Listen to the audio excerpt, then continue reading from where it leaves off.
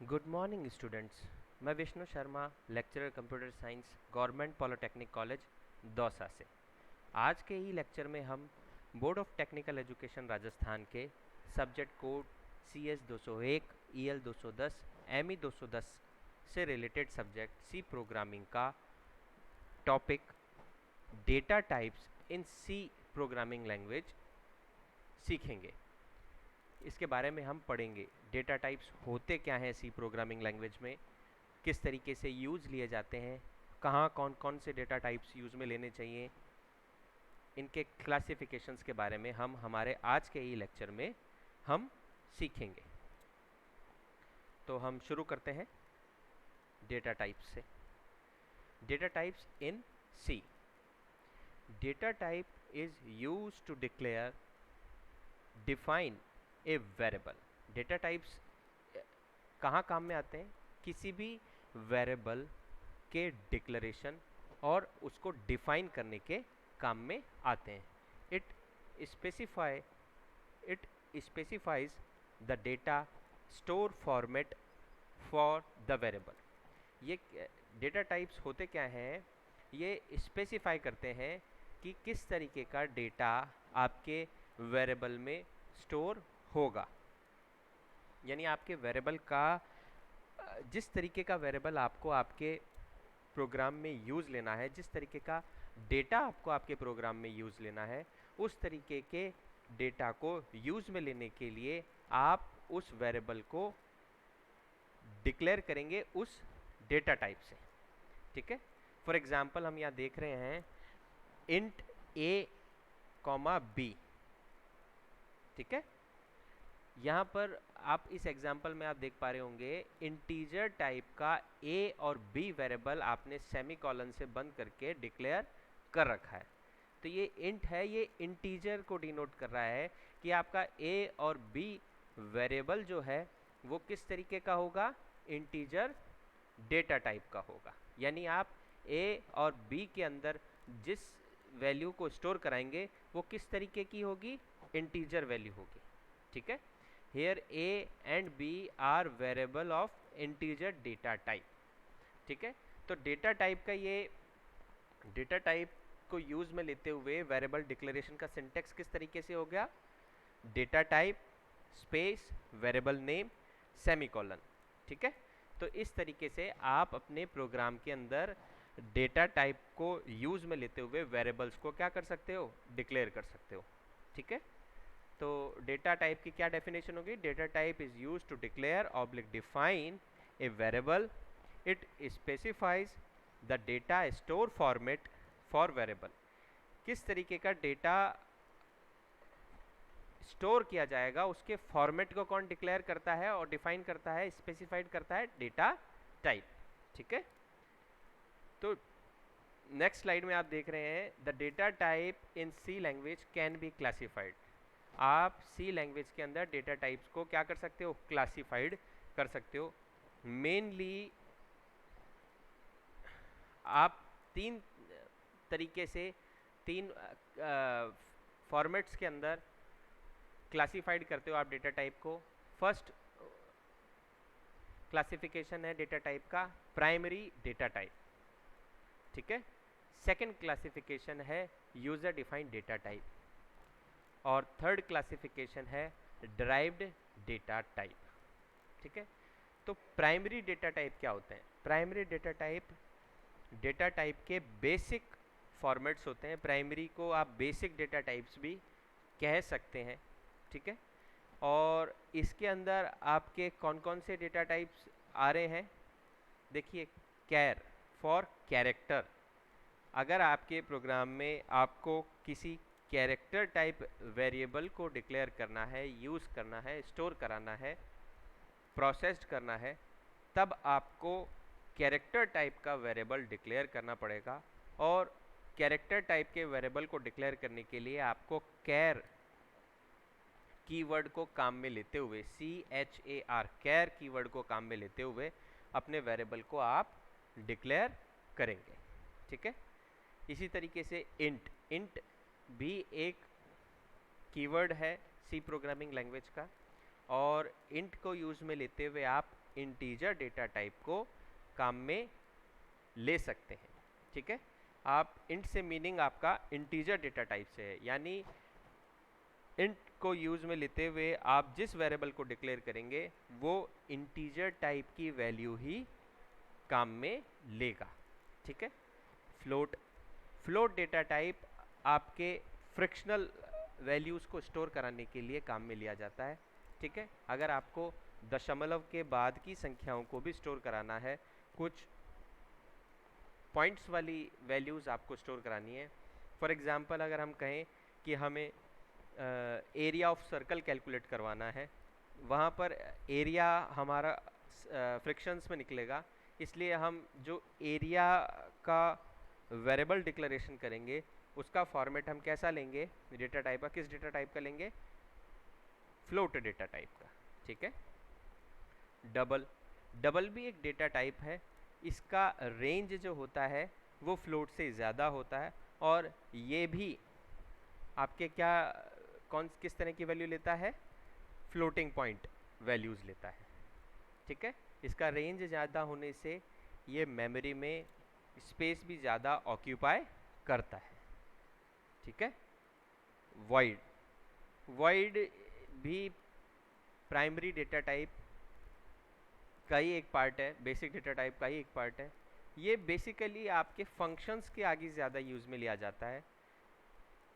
किसी भी तरीके का फंक्शन किस तरीके की वैल्यू रिटर्न कर रहा है, वो इंटीजर टाइप की कर रहा है, फ्लोट टाइप की कर रहा है, कैरेक्टर टाइप की कर रहा है, डबल टाइप की कर रहा है, या वो किसी भी तरीके की वैल्यू रिटर्न नहीं कर रहा है, तो हम किसी भी तरीके की वैल्यू रिटर्न नहीं करता है तो हम उस फंक्शन के आगे क्या लिखेंगे, वॉइड, यानी ये किसी तरीके की कोई वैल्यू रिटर्न नहीं कर रहा है।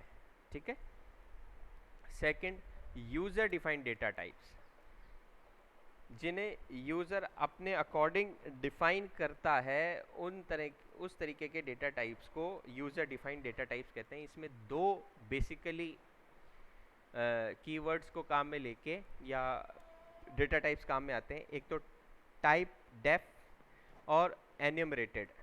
इन दोनों को हम डेप्थ में हम आगे के लेक्चर्स में, क्योंकि ये हमारे आगे के सिलेबस के अकॉर्डिंग आगे के टॉपिक्स में अलग से पॉइंट है, तो इनके ऊपर अलग से लेक्चर में डिस्कस करेंगे। अभी आप इतना ही ध्यान दीजिए कि यूज़र डिफाइंड डेटा टाइप्स के जब भी हम बात करेंगे वहाँ पे टाइप डेफ और एन्यूमरेटेड डेटा टाइप्स काम में आएंगे। थर्ड पॉइंट है derived data type. Derived data type से मीनिंग है जब आपके प्राइमरी डेटा टाइप्स को यूज़ में लेते हुए आप कोई नया डेटा टाइप डिज़ाइन करते हैं तो वो डिराइव्ड डेटा टाइप कहलाता है। फॉर एग्जांपल एरे क्या होता है, group of similar data types. ठीक है, तो यहाँ पर अब बहुत सारे एक ही तरीके के डेटा टाइप्स को ग्रुप करते हैं जो कि कॉन्टिन्यूस मेमोरी एलोकेशन में स्टोर किए जाते हैं, वो क्या कहलाते हैं, एरे कहलाते हैं। ठीक है, तो ये एक डिराइव्ड डेटा टाइप का पार्ट है एरे भी पूरा एक चैप्टर है सी प्रोग्रामिंग लैंग्वेज में, इसे थॉरोली पढ़ेंगे हम आगे के लेक्चर्स में।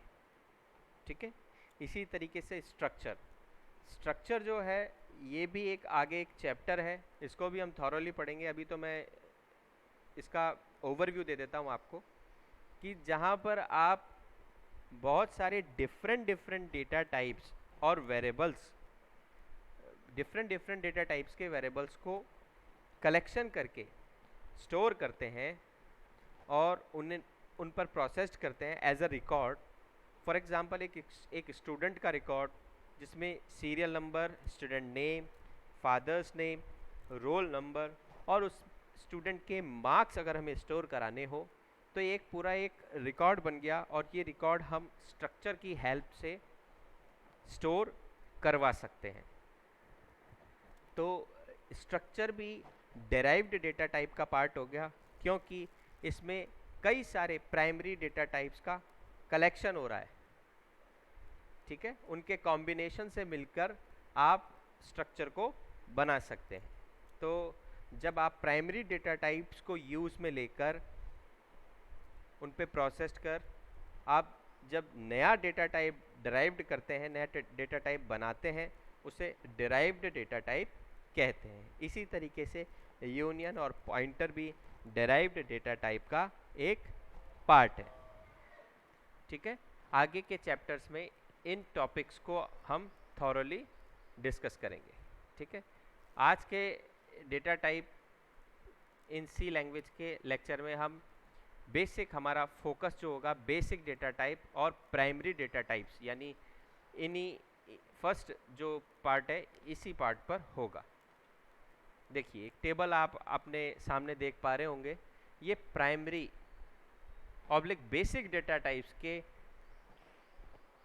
कीवर्ड्स, उनका मेमोरी साइज, उनका रेंज और उनके फॉर्मेट स्पेसिफायर को यूज़ में लेकर बनाई गई है कि आप किस तरीके का डेटा टाइप किस रेंज के अंदर काम में ले सकते हैं और उसका मेमोरी साइज़ क्या होगा, और आप जब अपने प्रोग्राम में उसे काम में लेंगे तो फॉर्मेट स्पेसिफायर उस डेटा टाइप के लिए क्या काम में लेंगे। देखिए डेटा टाइप का सबसे स्मॉलेस्ट यूनिट जो है मेमोरी के अकॉर्डिंग वो कैर है, CHAR। ये कैर जो है ये एक कीवर्ड है सी प्रोग्रामिंग लैंग्वेज में। सी प्रोग्रामिंग लैंग्वेज के लास्ट लेक्चर में हमने देखा था कीवर्ड्स में हमने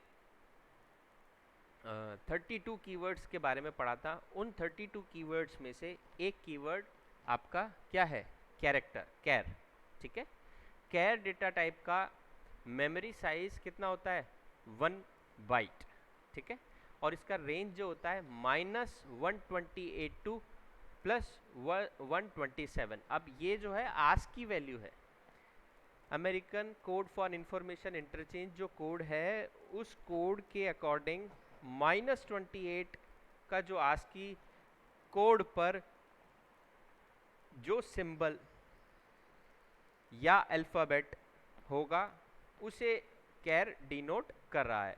ठीक है, -28 से लेके +27 आस्क की कोड की वैल्यूज़ को यूज़ में लेते हुए आप कैरेक्टर डेटा टाइप को काम में लेंगे। ठीक है, इसका फॉर्मेट स्पेसिफायर मॉड्यूलस C होगा। ठीक है, इसी तरीके से साइंड कैर 1 बाइट और इसकी रेंज। ठीक है, अनसाइंड, अब आप अनसाइंड कैर से मीनिंग है आपके अंदर इसमें नेगेटिव वैल्यूज़ नहीं आ रही है। ठीक है, तो इसका रेंज कहाँ से हो गया, 0 to 255। इसी तरीके से इंटीजर, अब देखिए इंटीजर डेटा टाइप की रेंज कितना जा रहा है, -32,768 टू 32,767 तक। ठीक है, और इसका मेमोरी साइज कितना है, 2 बाइट। ठीक है, इसका फॉर्मेट स्पेसिफायर क्या है, मॉड्यूलस D।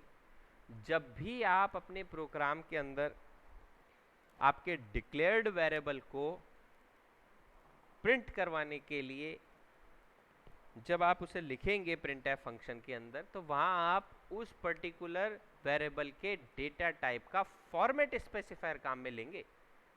इसलिए फॉर्मेट स्पेसिफायर्स बहुत इंपॉर्टेंट एस्पेक्ट है। ठीक है, इन्हें आपको ध्यान रखना पड़ेगा और रेंज को भी ध्यान रखना पड़ेगा। रेंज को ऐसे कि आपका जहां काम इंटीजर वेरिएबल को डिक्लेयर करने से हो जाएगा वहां आप फ्लोट या डबल या लॉन्ग डबल टाइप के वेरिएबल को यूज़ में नहीं लेंगे, बिकॉज इससे अननेसेसरी प्रोग्राम की मेमोरी क्या होती है, इंक्रीज होती है, और उससे प्रोग्राम का साइज़ बढ़ता है। साइज़ बढ़ने से प्रोग्राम की रनिंग स्लो होती है, और स्लो रन करने से आपके प्रोग्राम की एफिशिएंसी क्या हो जाती है, गिर जाती है। ठीक है, तो आपको जिस तरीके का आपका डेटा आपको प्रोसेस करना है उसी तरीके का डेटा टाइप आपको काम में लेना है।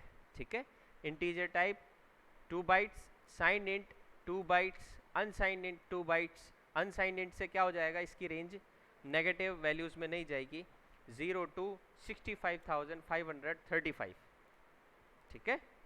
और फॉर्मेट स्पेसिफायर क्या होगा, मॉड्यूलस यू, यहाँ परसेंटेज साइन को आप मॉड्यूलस बोलेंगे, ठीक है। इसी तरीके से आप इसी टेबल में आप फ्लोट को देख पा रहे होंगे, फ्लोट 4 बाइट्स का होता है और 1.2 e -38 e -38 से मीनिंग है 10⁻⁻38, ठीक है। 1.2 मल्टीप्लाई 10⁻⁻38 से लेकर रेंज कहाँ तक जा रही है, 3.4 e प्लस 38 यानी 10⁻38 तक। और इसका फॉर्मेट स्पेसिफायर क्या है, मॉड्यूलस f, ठीक है। अगर फ्लोट से भी बड़ी वैल्यू है तो आप ध्यान दीजिए इन दोनों के अंदर देखिए मेमोरी का कितना डिफरेंस है, एक 4 बाइट का है और एक 8 बाइट का है, जस्ट डबल। एक वेरिएबल तक तो चलो 4 ही बाइट बढ़ रही है, लेकिन अगर आपके प्रोग्राम में सपोज कीजिए 1000 वेरिएबल है तो सीधे सीधे 4000 बाइट मेमोरी बढ़ जाएगी। इसी तरीके से आपका प्रोग्राम हैवी होता चला जाएगा। जहां हमें ज़रूरत हो जिस तरीके के डेटा टाइप की, उस तरीके का डेटा टाइप ही हमें काम में लेना है। इस टेबल को समझने और पढ़ने, इसकी रेंज देखने, मेमोरी साइज देखने, इनका यूज़ ही ये है। अदरवाइज़ तो हम सीधे सबके अंदर डबल ही काम में लेते, हमें इंटीजर और फ्लोट काम में लेने की क्या ज़रूरत थी। ये इसीलिए हम देख रहे हैं ये टेबल, ताकि हमें हमारे प्रोग्राम को एफिशिएंट हम बना सकें, ठीक है। कम मेमोरी के अंदर प्रोग्राम को बनाकर उसकी एफिशिएंसी को, प्रोग्राम की एफिशिएंसी को बढ़ाया जा सके, ठीक है। तो आज के ही लेक्चर में हमने प्राइमरी डेटा टाइप्स को सीखा, ठीक है। तो इस तरीके से हम नेक्स्ट लेक्चर्स में आगे सी प्रोग्रामिंग लैंग्वेज के नेक्स्ट टॉपिक्स डिस्कस करेंगे। Thank you so much.